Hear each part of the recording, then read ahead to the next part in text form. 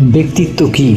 Cambridge international dictionary of ইংলিশের মতে আপনি যে ধরনের মানুষ সেটি আপনার ব্যক্তিত্ব এবং তাহাই আপনার আচরণ, অনুভূতি এবং চিন্তার প্রকাশ পায়। Longman dictionary of contemporary English বলিয়াছেন, ব্যক্তিত্ব হলো একটি ব্যক্তির সামগ্রিক প্রকৃতি অথবা চরিত্র।